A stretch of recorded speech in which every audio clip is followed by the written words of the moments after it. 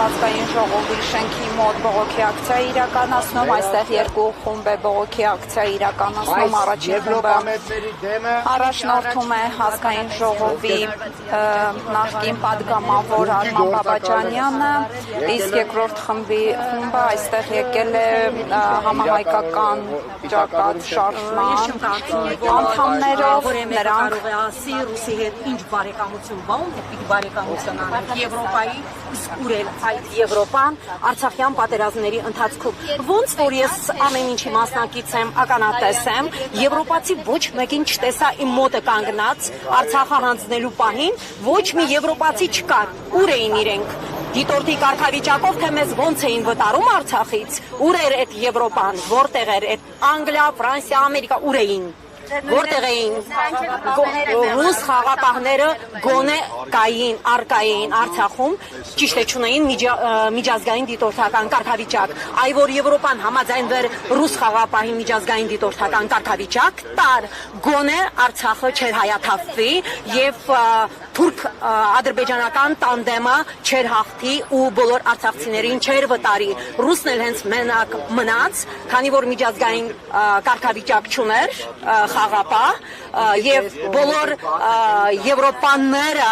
մերժեցին հենց այդ առաջարկներին եւ արդյունքում ունեցանք Արցախի հայաթափում, Արցախում ունեցանք տարածքների կորուստ, այնպես որ պիտի ճիշտ հարաբերություններ կառուցել թե Ռուսաստանի եւ թե մնացած պետությունների հետ հարաբերությունները ինչպես պետք է լինեն պետական մակարդակով ճշգրիտ հարաբերություններ պիտի կառուցել ոչ թե թույլի պարտվողի կարգավիճակից այլ որպես իբրև խաղաղության կողմնակից պիտի ելնել նաև հաղթողի դիրքերից։ Մենք հաղթող երկիր էինք 30 տարի ի վեր, բայց չօգտվեցինք այդ հաղթանակի պտուղներից եւ զիջեցինք թե Հայաստանի Հանրապետության տարածքներ, թե Արցախի Հանրապետությունը ամբողջությամբ։ Իգին Հակոբյան, եւ որպես առաքելական եկեղեցու հետևող ձեզ մեկ հարց ունեմ վերջին օրերի իշխանությունների կողմից առաքելական եկեղեցու եւ մասնավորապես կաթողիկոսի թիրախավորելու վերաբերյալ նրանք ամեն օր մասնավորապես Նիկոլ Փաշինյանը հարցային չեցնում եւ ուրախացած վերջին ասում են ի վերջո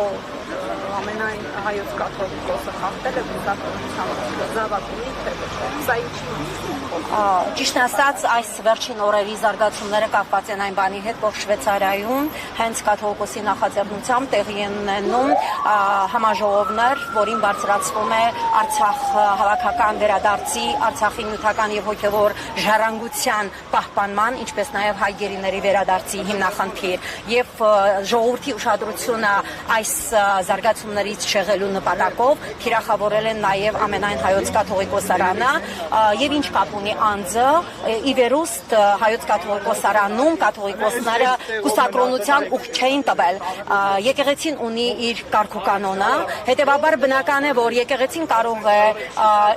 իրեն վերաբերող որոշումները քանի որ այն անջատ է նաեւ պետությունից համադրորեն դավանական ազատություն է եւ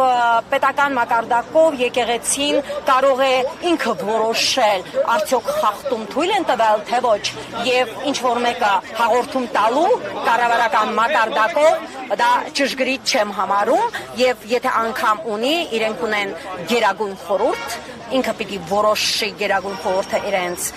ճիշտ է վարվել կաթողիկոսը թե ոչ այնպես որ այս պահին թիրախավորվում է ոչ թե կաթողիկոս անձը այլ առաքելական եկեղեցին եւ մարտահրավեր է նետվում նաեւ ողջ քրիստոնեական աշխարհին ինչ որ անարատ հղության քննարկմամբ, որը պիտի մտնի կառավարության նիստի օրակարգ, որը հակասում է համաշխարհային եկեղեցական վարդապետության դոգմատիկ ուսմունքին, որը անխախտելի է, անքննարկելի է։ Շնորհակալ։